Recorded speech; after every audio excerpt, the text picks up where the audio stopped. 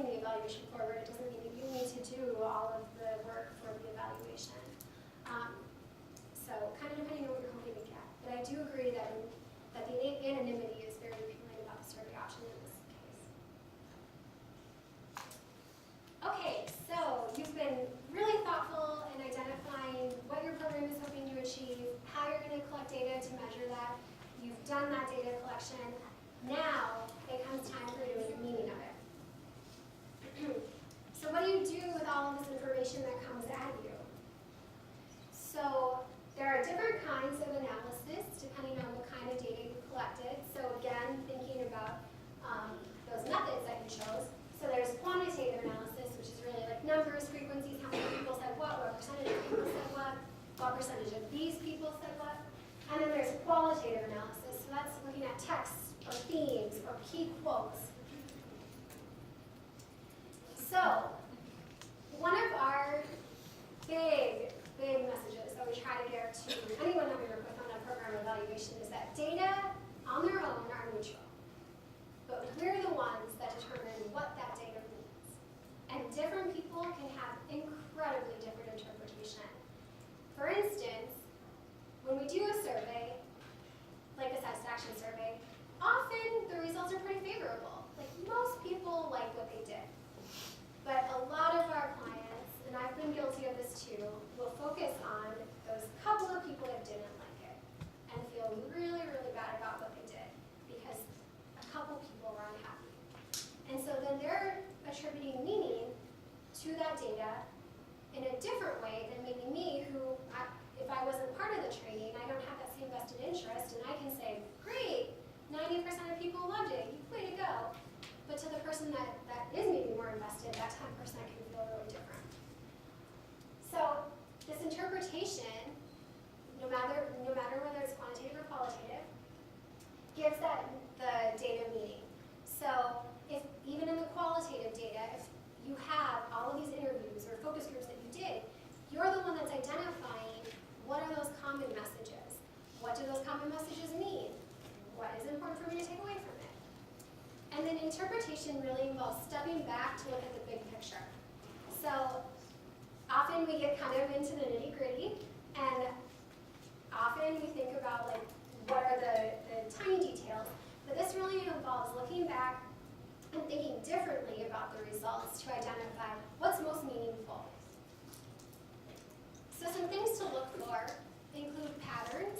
So what did I hear a lot? What did I hear really loudly? What was very prominent? Surprising findings. So what did I hear that I didn't anticipate hearing, even if it wasn't very vocal? What do I think is important because it's different than what I heard before?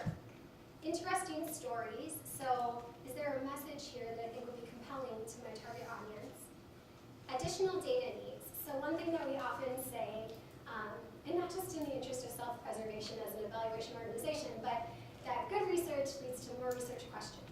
So the more you find out, the more you often want to know. So from your data, what gaps do you still have? What questions were you not able to answer? And what are those additional needs? And then suggestions for the future. So this is really where it comes down to identifying the meaning of your data. What does this mean for how I can improve my program? What does this mean for how we can change the environment? What does this mean for how I can affect families that I work with? What does this mean about policy recommendations? So there are a couple of common pitfalls that we often run into. So one of them is focusing way too closely. So again, something like focusing on what just one or two people said when you have a different story that the majority of people said. Or focusing on one specific idea when you have a whole list of key themes that emerged. Or looking too broadly and trying to apply your results to maybe a group that you didn't ask questions of. Or trying to apply what you learned to the entire group that you surveyed or spoke with, when maybe only a subset shared a particular idea. So for the focusing too closely, often we refer to that as cherry picking. So some people will, for better or worse, choose to pick out the specific pieces of data that either agree with their preconceived notions or what they were hoping to find, or that are most salient to them, even if they aren't necessarily most salient to the key audience that they're hoping to share the information with. It's more common to see sharing thinking on the positive side, where people only want to highlight the good things. But it's very important to offer the full array of findings, because that's where the biggest use is. So again, it's important to involve key stakeholders, so they're at the center of the framework, and consider the practical value. So especially when we're talking about quantitative data, and often in academia, or if you're trying to contribute to the larger field, we look at statistical significance as our threshold for whether something, a change or a phenomenon, has meaning. But statistical significance isn't necessarily telling the full story. If you have a very large sample, then everything can be statistically significant, and even small changes can rise to the top, and maybe that's not the most meaningful. Or if you don't have a lot of power, then very little can come out as statistically significant, but that doesn't mean that there wasn't meaningful change. So statistical significance is a wonderful tool to use to help guide your interpretation, but you also have to really think about what does this mean for the people that are going to be receiving it, and what else does the story tell. Again, it's important to acknowledge those limitations. Who does this study represent and who does it not represent? Seek consultation. So I'm very fortunate in my office. We have a whole data analysis unit. So I get to work with analysts who, that's their specialty. There are, again, entire fields of study around statistics and analysis. So I don't need to be an expert on every type of analysis. I need to know enough to be able to interpret reasonably, but I am able to seek consultation. And then use results. Hopefully you are able to use your evaluation. So we have a little activity. So in this case, if your finding is that 37% of evaluators are comfortable discussing their favorite Disney movies with their clients, which of these interpretations is the best fit or the most accurate?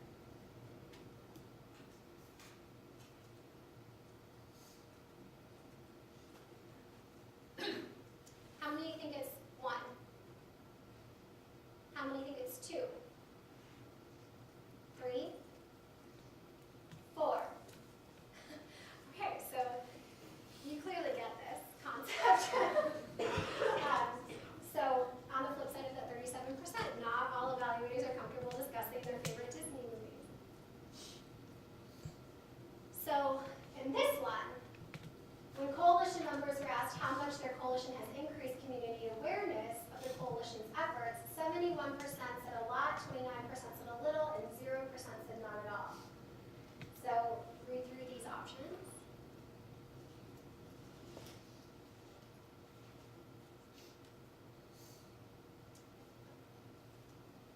Okay, so how many people think that option 1 is the most accurate?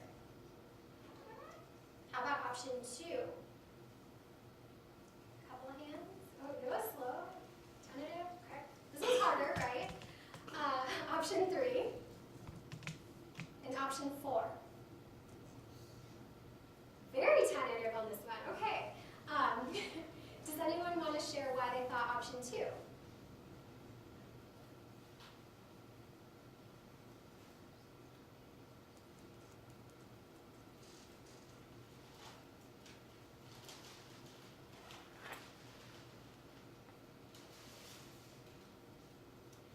Okay, so I will share what I commonly hear about option 2.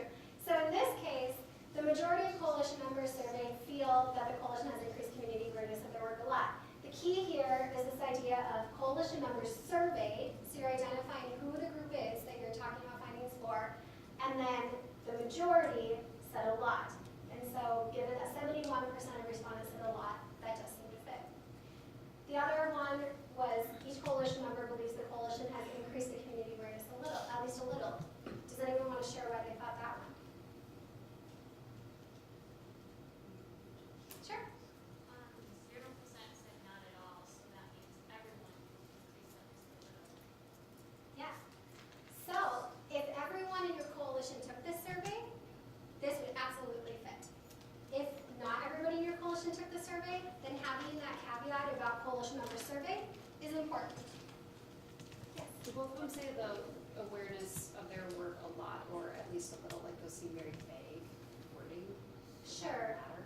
Well, I mean, that's the language of the question. Okay. So the question is potentially a little bit vague, but it's reiterating what was asked of them. Okay, so one more. In a study of binge drinking, 23% of college students with GPAs at or above 3.0 reported binge drinking at least once in the last month, and 10% of high school students with a GPA at or above 3.0.